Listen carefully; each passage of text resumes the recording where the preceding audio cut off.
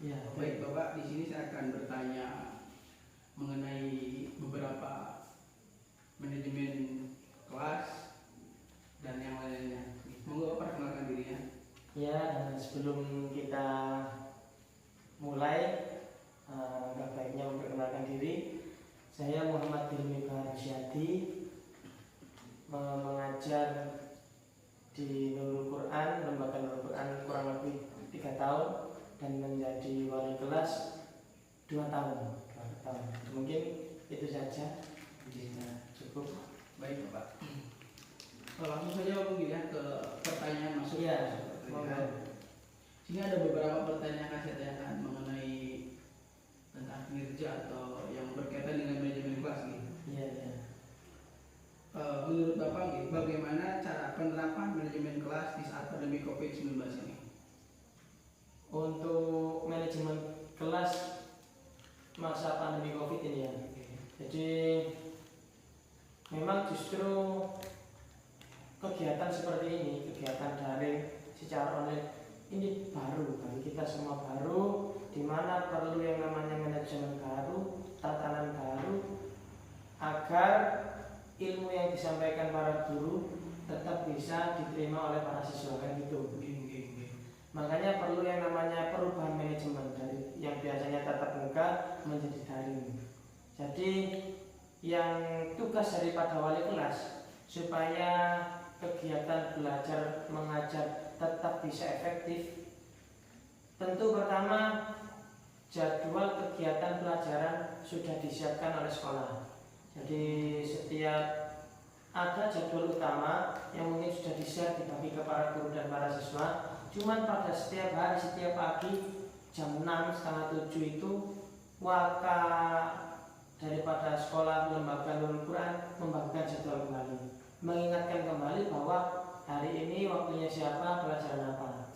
Nah itu nanti tugas daripada wali kelas. Yang pertama ngecek itu ya menghubungi guru tersebut, memastikan bahwa setelah ini ketika sudah masuk jam belajar jam 7.30, setiap guru yang sudah waktunya mengajar sudah siap tentang materi yang mau disampaikan pada murid. Setelah itu, setelah waktunya mulai, maka guru diingatkan kembali untuk mengirim materi ke grup kelas. Jadi ada link grup yang dibikinkan oleh pihak sekolah, di mana guru itu bisa masuk kelas tanpa dimasukkan. Ada link masuk ke grup kelas, kemudian nanti ketika jamnya sudah habis, jam setengah 10 ganti guru bisa keluar lagi. Ketika guru waktu masuk, maka guru diperkenankan untuk memberikan materi.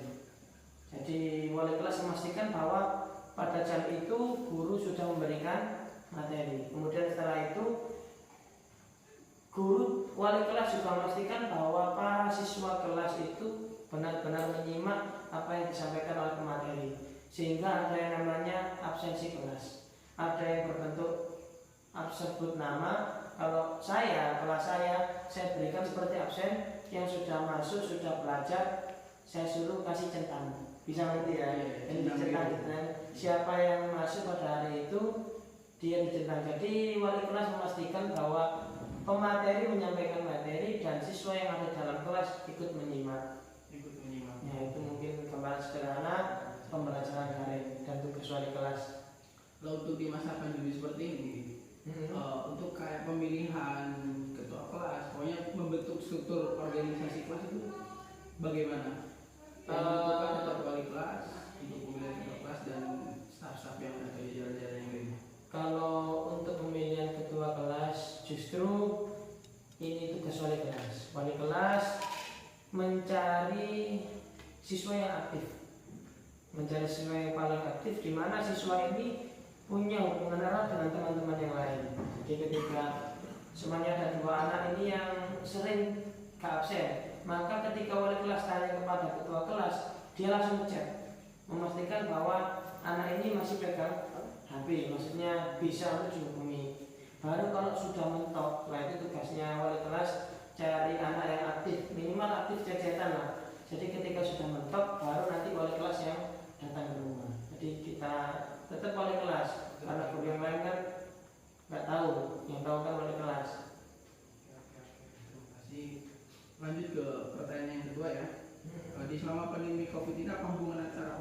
dan wali murid ada perubahan, mungkin lebih aktif atau iya, dengan wali murid maupun dengan siswa itu justru lebih dekat ketika ada pandemi seperti ini. Karena apa? Contoh ketika ada guru yang kreatif, waktunya ngasih materi, nanti pasti ada beberapa siswa yang aktif japri, atau kalau enggak ada wali murid yang memastikan sering tanya seperti Assalamualaikum Ustaz, apakah putra saya aktif dalam menjalani, karena ini kan di lingkungan pesantren ya. Jadi mungkin siswa, karena yang pesantren itu perwakilan, ini perlu saya jelaskan.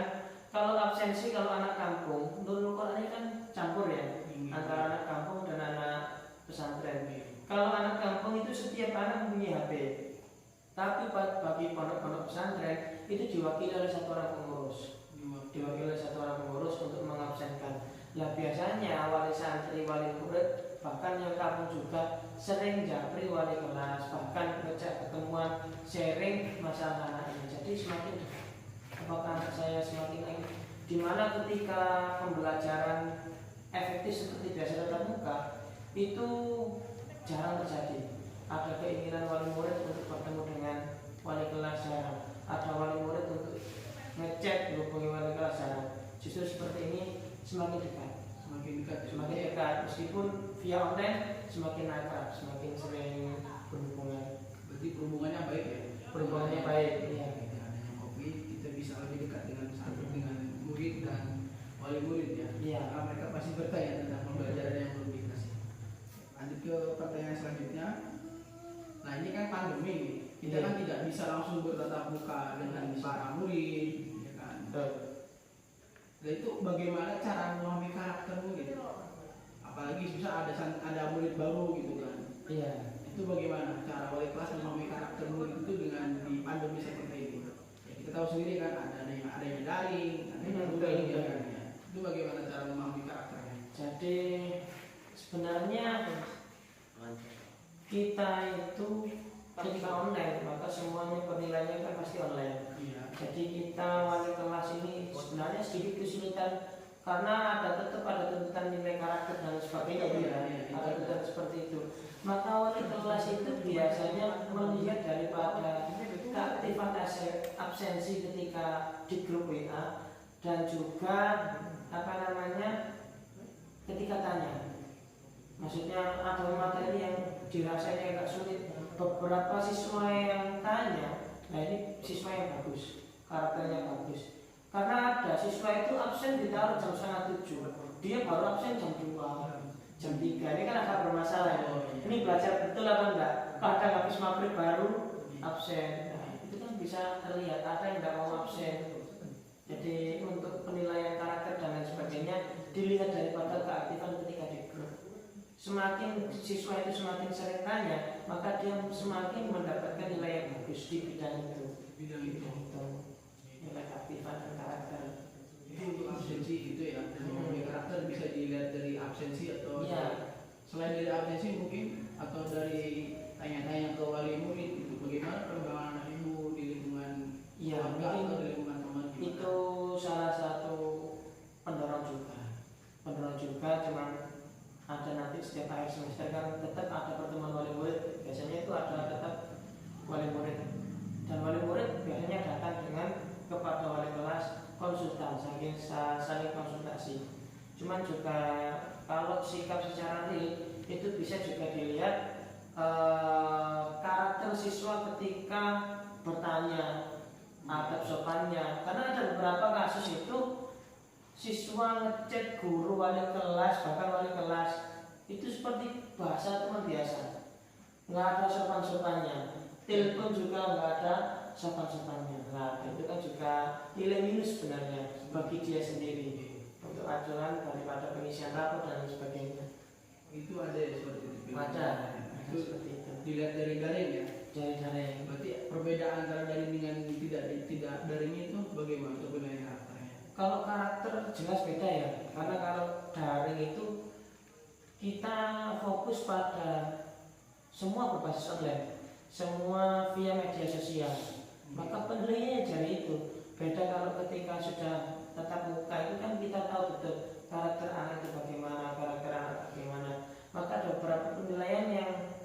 bisa dikatakan nggak bisa dinilai ketika daring. Ada beberapa nilai karakter yang bisa dinilai, ada yang tidak bisa dinilai. Jadi terbatas sih sebenarnya, lebih terbatas. Jadi guru kesulitan untuk mengasih nilai tinggi, kecuali biasanya setiap wali kelas punya beberapa anak yang sangat membantu dalam belajarnya, proses belajar mengajar. Nah ini nilai sendiri. Tapi bagi anak-anak yang biasa-biasa saja, absen saja, itu sebenarnya guru ya sedikit kesulitan menilai seperti itu, tapi tetap ada solusi. Itu untuk murid yang membantu itu kayak membantu dalam segi hal apa itu? Contoh gini, biasanya kan wali kelas ada jadwal Quran, ada beberapa siswa itu aktif. Biasanya saya Pak ikut Pak, saya ikut Pak. Ada yang tanya, ini kok nggak absen? Langsung dia cari. Ini tak coba saya tanyakan. Itu beberapa membantu meringankan tugasnya wali kelas supaya belajar mengajar di dalam grup meskipun via daring, via online tetap bisa terjalan. Pasti ada setiap kelas itu murid-murid yang kecenderungannya mau membantu wali kelas ada. Itu untuk penilaian Ya, penilaian individu. Langsung balik ke pertanyaan selanjutnya. Ya beda dengan antara offline dan online ya. Iya. Mungkin kan kalau pengalaman online kan udah banyak guru yang sudah mengalaminya. Dan untuk yang pengalaman online ini bagaimana? Selama menjadi selama menjadi wali kelas di saat pandemi ini, apa yang diperoleh, apa yang buruknya atau baiknya? Kalau kita bicara pada sisi positifnya dulu. Iya. Sisi positifnya itu jelas ketika siswa belajar di kelas. Ini sisi positifnya ya. Iya. Meskipun mereka banyak teman, justru kan ada beberapa anak yang ingin belajar serius karena maunya serius, tapi ada teman yang ngajak ngobrol dan lain sebagainya, keseriusannya hilang. Bisa seperti ya. Jadi mau serius tapi ada konjuri yang ngajak guyon kan, nggak jadi.